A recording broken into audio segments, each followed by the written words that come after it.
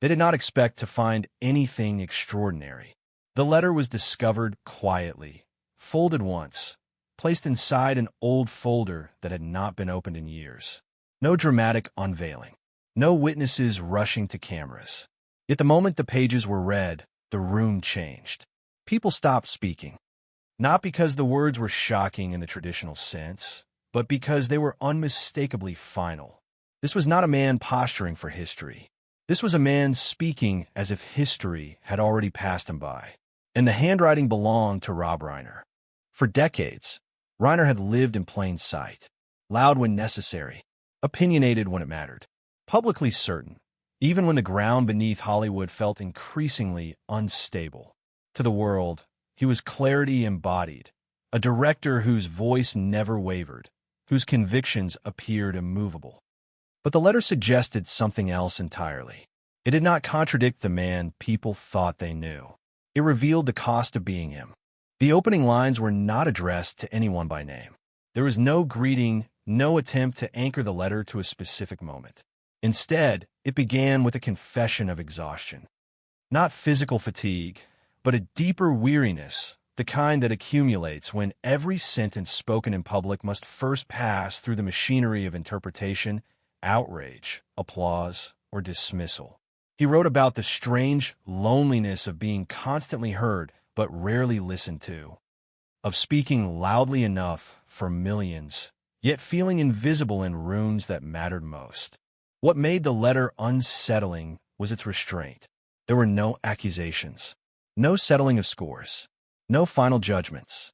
Reiner did not write like a man seeking absolution or vindication. He wrote like someone inventorying his own silence.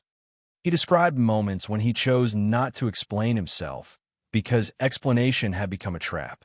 Once you explain, you invite distortion. Once you defend, you accept that you're on trial. Over time, he learned that silence, though painful, felt safer than correction.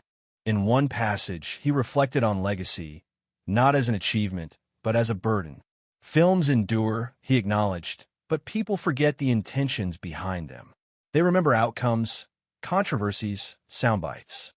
He questioned whether the work he was proudest of would survive intact, or whether it would be stripped of nuance and repurposed to serve narratives he never intended. The letter did not ask readers to protect his legacy. It asked whether legacy was ever something a creator truly controlled. The most haunting section came midway through the page, where the tone shifted almost imperceptibly. He wrote about fear, not fear of failure, which he had known early in his career, but fear of being reduced. Reduced to a label, reduced to a position, reduced to a caricature that no longer required curiosity from others. He admitted that the hardest part of public life was not criticism, but simplification, being flattened into something easier to argue with and to understand.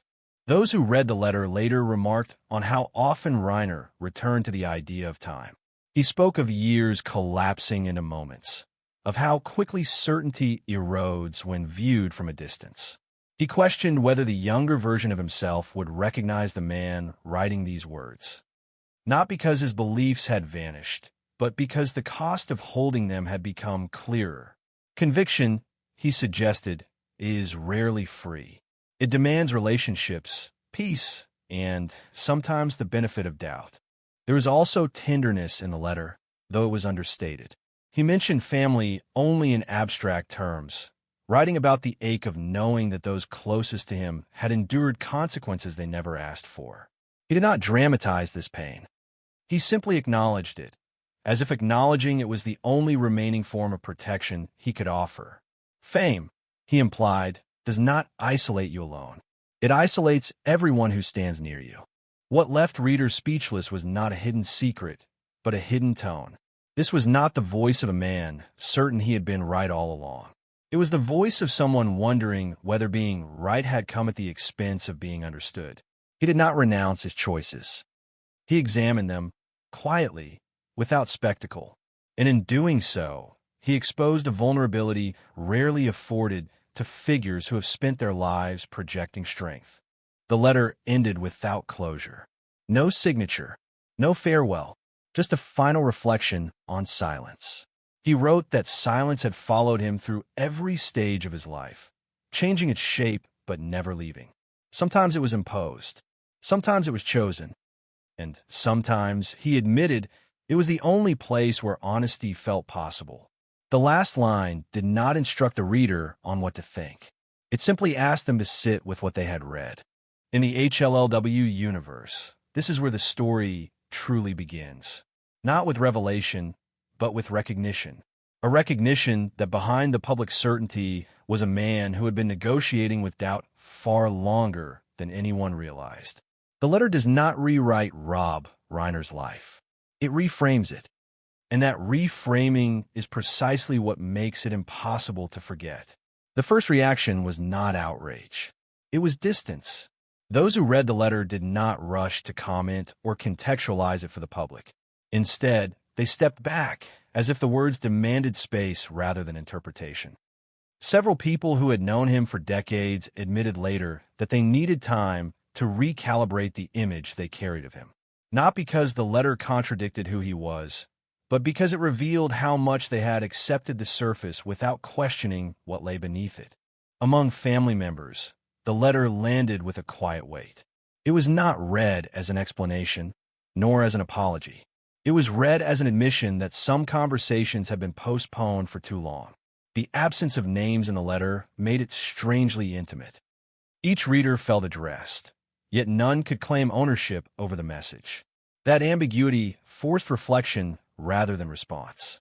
One relative reportedly said that the letter felt like listening to someone speak in a room after the lights had gone out, when there was no longer any need to perform. Friends who had stood beside him through public storms found themselves revisiting moments they had dismissed as routine. The pauses in conversation, the sudden changes in tone, the reluctance to engage in debates he once would have embraced eagerly. In hindsight, the letter cast these moments in a different light. What they had interpreted as confidence now appeared closer to resignation. What they had seen as strategic silence felt more like self-preservation. There was also discomfort. The letter did not accuse anyone directly, yet several readers recognized themselves between the lines. Not as villains, but as participants in a system that rewards certainty and punishes complexity.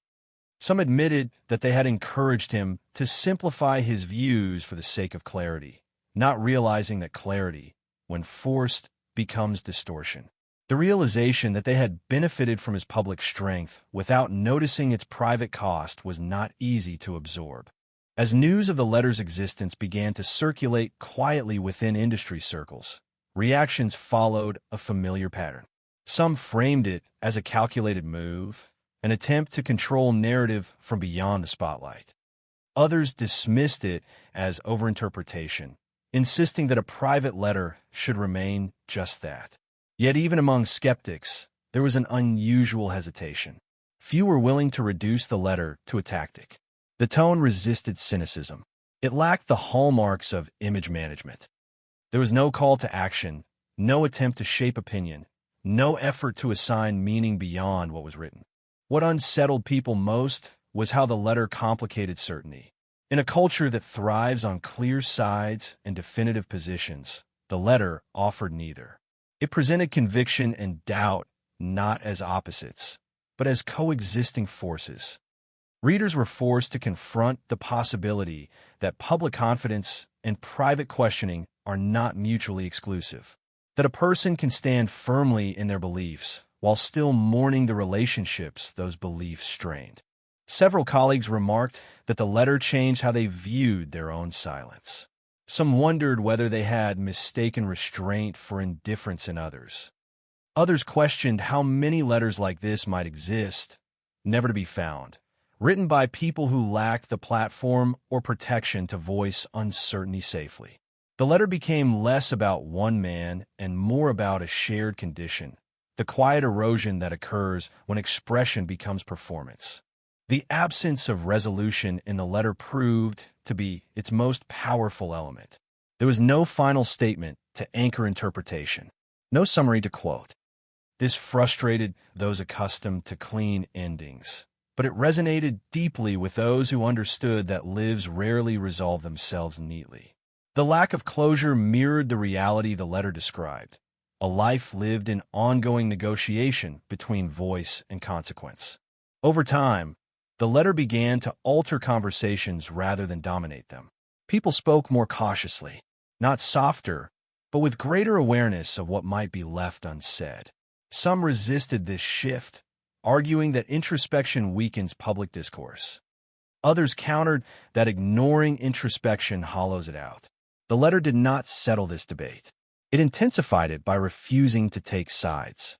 What became clear was that the letter could not be unseen. Once read, it lingered, not as a revelation to be dissected, but as a presence to be reckoned with. It challenged the assumption that visibility equates to understanding. It reminded readers that public figures, no matter how familiar they appear, still inhabit private landscapes shaped by doubt, fatigue, and unspoken grief. In the framework of HLLW, Part 2 is where the ripple becomes visible. The story moves beyond the letter itself and into the space it disrupts. The letter does not demand empathy, but it invites it. And in doing so, it exposes how rare genuine empathy has become in a world built on immediate judgment. As the letter continued to circulate quietly, its impact shifted from emotional to interpretive. People began rereading Rob Reiner's career through a different lens, not searching for hidden messages, but reconsidering the emotional architecture behind his choices. Films that had once been discussed purely in terms of craft or politics were now examined for what they revealed about restraint, compromise, and the cost of clarity. The letter did not change the work itself. It changed the way audiences approached it. Several longtime collaborators admitted that they had underestimated how deliberately he had constructed his public certainty. What once appeared instinctive now felt calibrated, almost protective. The letter suggested that conviction had not always come naturally, but had been rehearsed, reinforced, and defended until it became second nature. This realization unsettled the myth of the fearless auteur. It replaced it with something more fragile and arguably more human, a creator who learned to armor himself because vulnerability had consequences. Critics who had once praised his directness now wondered whether they had mistaken discipline for ease. The letter reframed decisiveness as a response to pressure rather than an absence of doubt. It suggested that clarity, when demanded repeatedly, can become a performance, one that slowly displaces the person behind it. This interpretation did not diminish his achievements. It complicated them, introducing the idea that success often requires a narrowing of self that is rarely acknowledged. The most striking reassessment centered on how his public voice had evolved over time. Early interviews revealed moments of openness that gradually disappeared in later years. Where there had once been curiosity, there was now assertion. Where there had been exploration, there was defense. The letter offered an explanation without offering an excuse. It implied that the shift was not ideological, but survival-driven. That the world had become less tolerant of nuance, and he had adapted accordingly. Audiences, too, began to question their role in this evolution. The letter forced an uncomfortable recognition that public figures are shaped not only by their choices, but by the incentives imposed upon them. Simplify or be ignored. Clarify or be attacked. Retreat or be defined by others. The letter did not accuse audiences of cruelty. It exposed a system that rewards certainty so consistently that doubt becomes a liability. What made this reframing powerful was its subtlety. The letter did not ask viewers to forgive anything. It did not request understanding. It simply revealed that understanding had been absent, perhaps on all sides. In doing so, it destabilized the familiar narrative of the outspoken director as a singular force. Instead, it presented him as a participant in a larger dynamic, one where expression is filtered through expectation and identity becomes a negotiation. Industry insiders noted that the letter arrived at a moment of growing fatigue within Hollywood itself. Many recognized the same exhaustion in their own lives. the same pressure to remain legible in an environment that punishes ambiguity. The letter became a quiet reference point, cited in private conversations as an example of what happens when complexity is postponed for too long. It was not treated as a warning, but as a mirror. There was also resistance. Some argued that the letter risked softening accountability, that emphasizing personal cost could distract from public responsibility. Others countered that accountability without context becomes caricature. The debate reflected the very tension the letter described: how to hold conviction without erasing the person who carries it. The letter did not resolve this tension. It exposed it as ongoing. Over time, the focus shifted from what the letter meant to what it represented. It became emblematic of a broader silence shared by many who had learned to speak in statements rather than sentences, positions rather than questions. The discovery of the letter suggested that beneath the noise of public discourse, there exists a parallel archive of unspoken reflection, rarely accessed, occasionally found, never fully understood. In the HLLW framework, Part 3 marks the turning point. The story is no longer about a hidden document. It is about a reassessment of visibility itself. The letter reframes success not as clarity achieved, but as complexity endured. It suggests that what we celebrate publicly often conceals what we cannot easily process privately. As this reframing settled, one truth became difficult to ignore. The letter did not weaken his legacy. It deepened it. By revealing the cost of certainty, it restored dimension to a figure who had been flattened by familiarity. It reminded audiences that conviction does not eliminate doubt. It coexists with it, often painfully. By the time the letter's implications reached beyond immediate circles, it had begun to influence how people talked about public figures more broadly. Not loudly, not in headlines, but in the pauses between statements. The discovery introduced a question that lingered beneath conversations that once felt settled. What does it mean to truly know someone whose life has unfolded in public view? The letter did not argue that understanding was impossible. It suggested that understanding had been assumed too quickly. For younger filmmakers and artists, the letter resonated as both reassurance and warning. Some saw in it a validation of doubts they had been trained to suppress. Others recognized a future they feared, one where the demands of visibility gradually hollow out private space. The letter became a quiet lesson in the trade-offs of prominence, not a rejection of ambition, but a reminder that ambition extracts payment over time, often in ways that are invisible until they accumulate. Educators and critics began referencing the letter not as evidence, but as context. It was cited in discussions about authorship, responsibility, and the ethics of interpretation. The idea that a creator's public voice might be a defensive construct rather than a transparent window challenged long-held assumptions. It complicated the expectation that public figures owe perpetual access to their inner lives. The letter implied that access, once granted too freely, can become a liability. What made the letter particularly influential was its refusal to moralize. It did not instruct readers on how to behave differently. It did not demand empathy or restraint. It simply documented the consequences of sustained exposure. In doing so, it shifted the burden of reflection outward. If this was the cost borne by someone with influence, resources, and protection, what did it mean for those without such buffers?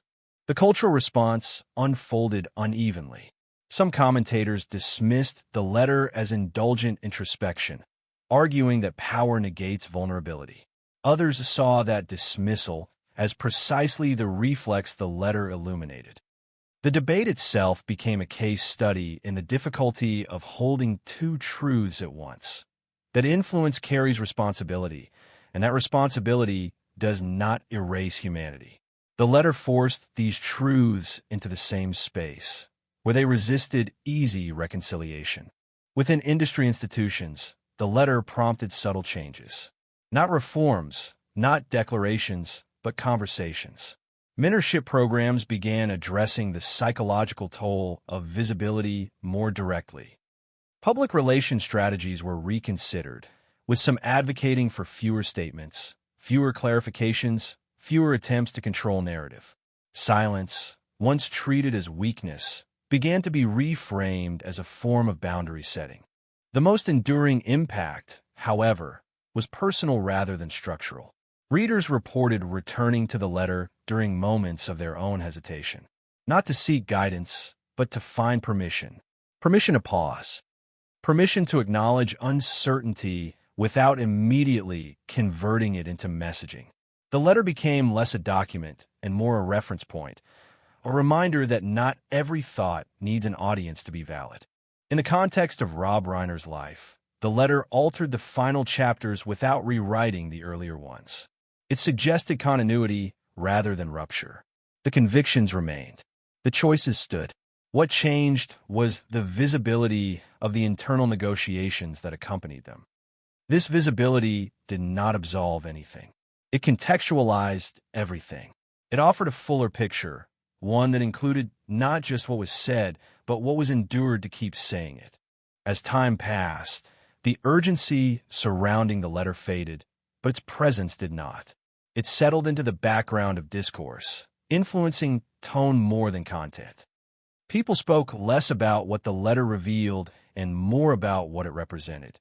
The enduring tension between voice and consequence, between clarity and complexity.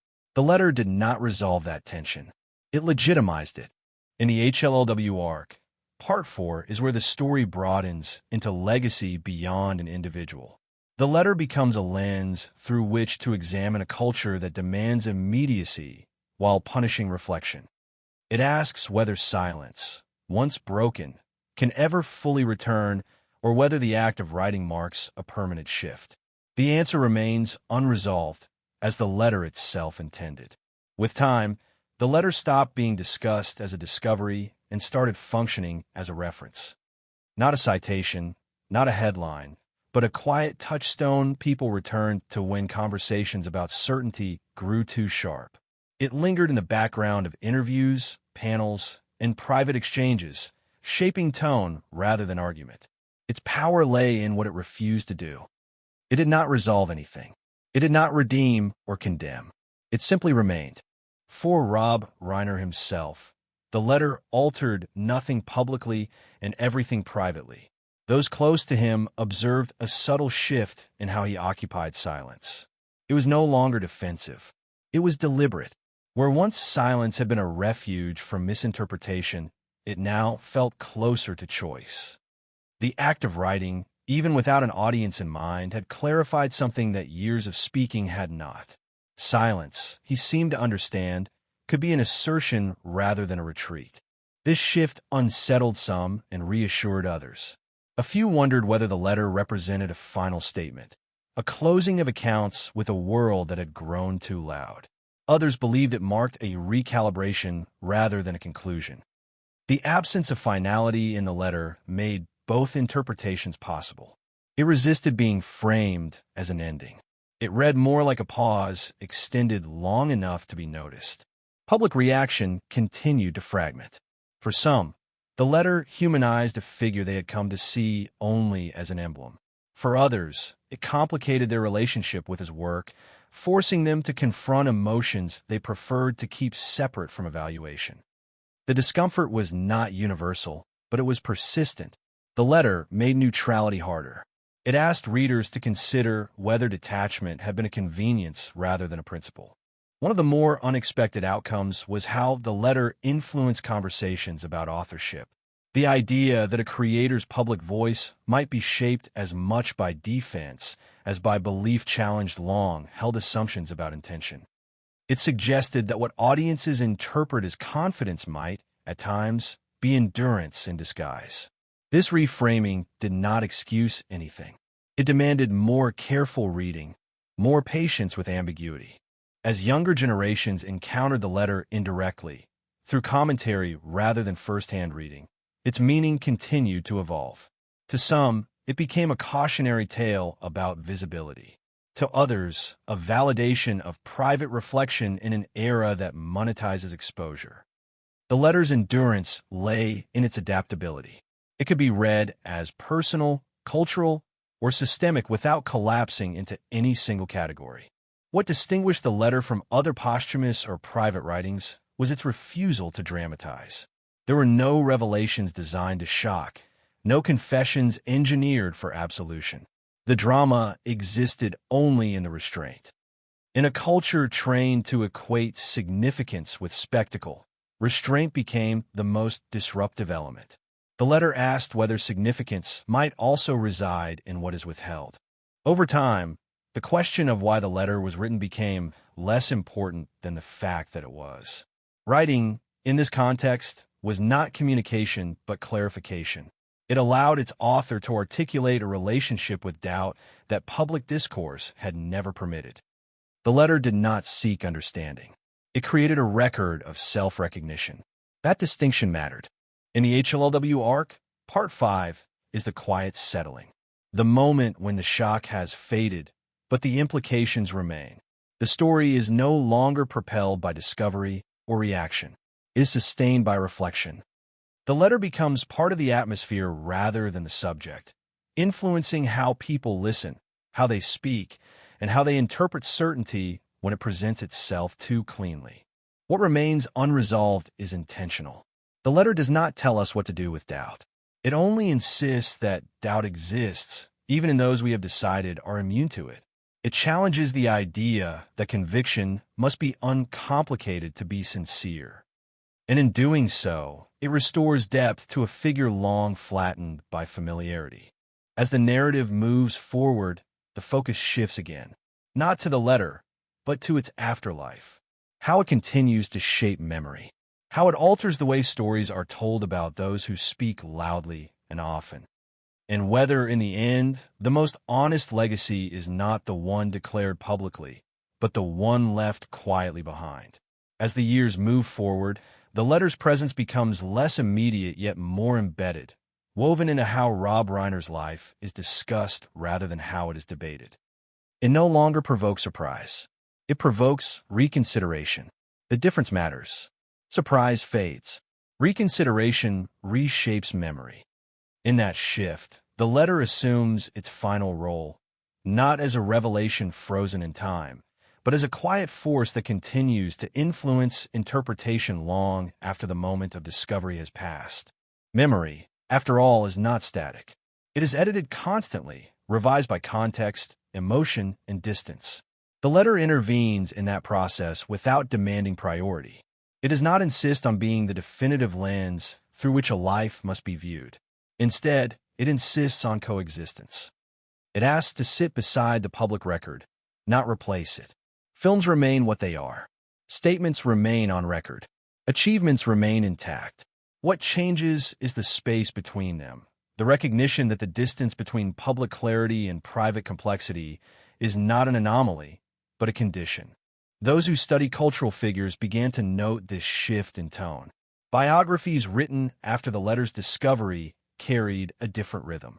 They lingered longer on pauses. They acknowledged contradictions without rushing to resolve them. The letter made it harder to reduce a life to a thesis. It reintroduced uncertainty as a legitimate part of the narrative, not a flaw to be corrected, but a reality to be honored. For audiences, the effect was subtle but persistent. Viewers returned to familiar works with altered expectations. They listened differently to interviews from earlier decades, hearing not just what was said, but what might have been withheld. This did not lead to distrust. It led to attentiveness. The letter trained readers and viewers to recognize that articulation and authenticity are not identical. One can speak fluently and still leave essential truths unspoken. In this sense, the letter achieved something rare. It expanded interpretation without demanding allegiance. It did not ask anyone to agree with its author, only to acknowledge the limits of visibility. That acknowledgement reshaped how certainty itself was perceived. Certainty was no longer assumed to be the absence of doubt. It was understood as a stance taken despite doubt, often at considerable personal cost. The afterlife of the letter also altered conversations about silence. Silence was no longer treated solely as avoidance or complicity. It was reframed as a spectrum, sometimes imposed, sometimes strategic, sometimes necessary. The letter suggested that silence can be an ethical choice, a refusal to flatten complexity for the sake of immediacy. This reframing resonated in a cultural moment increasingly defined by reaction speed rather than reflection. Over time, the letter's most enduring contribution became its restraint. In a landscape saturated with declarations, it modeled another way of existing publicly. Not quieter, but more deliberate. Not withdrawn, but bounded. It demonstrated that not every truth requires amplification to retain its validity. Some truths gain strength by remaining contained. As discussions of legacy matured, the letter served as a reminder that legacy is not authored solely by the individual, nor solely by the public. It emerges from the friction between intention and interpretation. The letter did not resolve that friction. It acknowledged it. In doing so, it resisted the impulse to curate memory too carefully. It allowed imperfection to remain visible, not as a weakness, but as evidence of humanity. The final irony is that the letter's power lay in its refusal to control its own meaning. It trusted readers to sit with ambiguity without instruction. That trust is rare, and it is risky. It assumes patience in a culture that rewards speed. It assumes good faith in an environment that often defaults to suspicion. Yet that risk is precisely what gave the letter its durability. It did not compete with noise. It waited.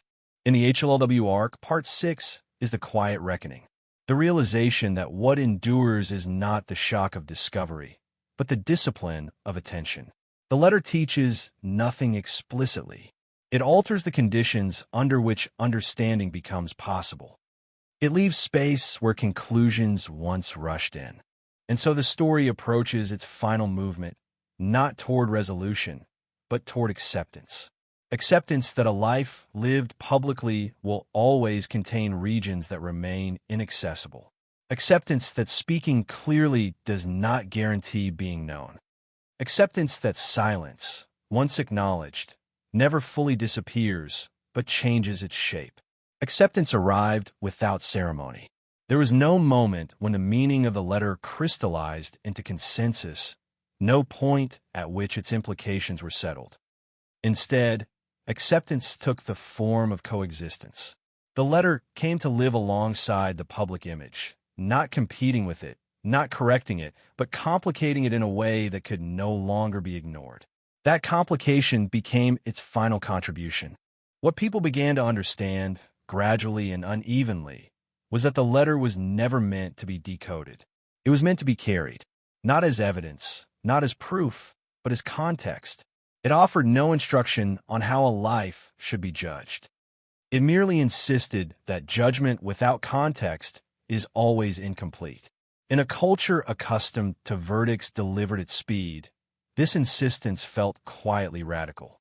For those who had followed Rob Reiner's career closely, the letter introduced a form of reconciliation. Not reconciliation with his choices, but with the idea that disagreement does not negate depth. One could still challenge his positions, critique his work, or reject his conclusions, while acknowledging that the certainty he projected came at a personal cost. This distinction mattered. It separated accountability from dehumanization, something public discourse often struggles to do. The letter also reshaped how remembrance itself was discussed. Memory, people realized, is rarely about accuracy alone. It is about proportion.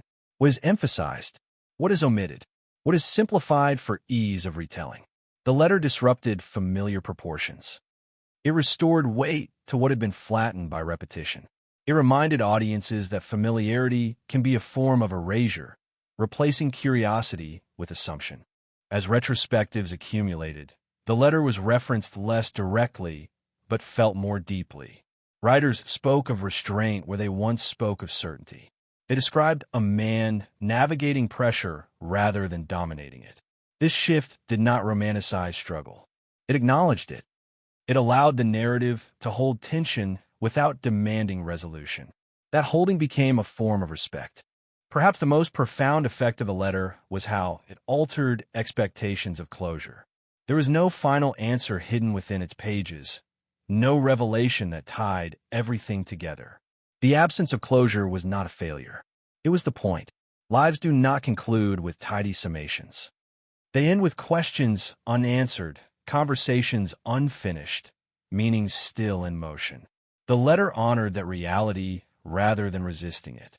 In this sense, the letter did not seek to be remembered. It sought to be understood in the moment of writing. Its afterlife was incidental, shaped by others rather than controlled by its author. That lack of control gave it integrity. It did not attempt to manage legacy. It allowed legacy to remain unsettled, subject to revision as contexts change. The final question the letter leaves behind is deceptively simple. Is it better to be remembered accurately or to be remembered fully? Accuracy prioritizes facts, positions, outcomes. Fullness prioritizes complexity, contradiction, cost. The letter suggests that accuracy without fullness produces a record, but not understanding. Fullness, even when uncomfortable, offers something closer to truth. In the HLLW universe, this is the end, not because everything has been said, but because nothing more needs to be added. The story does not conclude with redemption or regret. It concludes with recognition. Recognition that public lives are not performances sustained without consequence. Recognition that certainty is often a posture adopted under pressure. Recognition that silence, when acknowledged, becomes part of the story rather than an absence within it. The letter's final power lies in its refusal to speak beyond itself. It does not argue for sympathy. It does not demand reinterpretation. It simply exists as a testament to the inner negotiations that accompany public clarity. It leaves the audience with responsibility rather than instruction. Responsibility to listen more carefully, to judge more slowly, to allow room for what cannot be summarized easily. And perhaps that is why the letter remains speechless in its effect. Not because it reveals something shocking, but because it removes the urge to respond immediately. It creates a pause. In that pause, understanding becomes possible, not as agreement, but as acknowledgement,